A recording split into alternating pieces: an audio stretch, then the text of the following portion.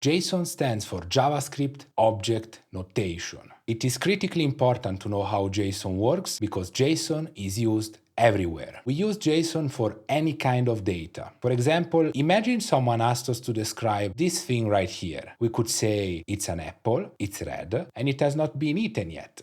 If we wanted to make the same description using JSON, we would say that we have an object, it has a type that corresponds to the string apple, it has a color that corresponds to the string red, and it has a status of not being eaten yet. The thing we wrote here is a JSON object. In JSON, every object begins with an open curly bracket and ends with a closed curly bracket. Inside these brackets, we have a collection of pairs, also called entries or properties. Every pair has a key and a value. A pair is written like this: double quote, the key, another double quote, a colon followed by the value, and finally a comma unless it's the last property in the object. Never forget the comma, otherwise the computer will get confused. Values can be a number, a string, a boolean, an array, another JSON object, or null.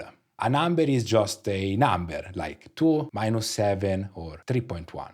A string is everything between double quotes. There is a little detail here. If you need to write double quote inside of a string, you must escape it, meaning you must write a backslash before the double quote. Otherwise, it doesn't work. A boolean is either true or false. Arrays are for when we have a list of things, like a grocery list. Arrays are written like this: open angle bracket, the list of things, each separated by a comma, except if it's the last one, and the closing angle bracket. Just like the values of a JSON object, arrays can contain numbers, strings, booleans, arrays, other JSON objects, or null.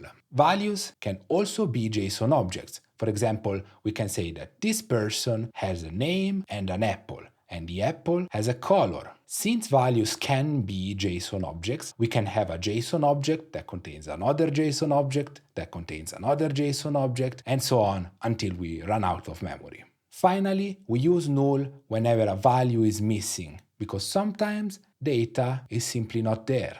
At this point, there is a very important detail we must always remember. Every value is a valid JSON object. Numbers, strings, booleans, arrays, and null are all valid JSON objects. It's a bit weird, but this is just how it is.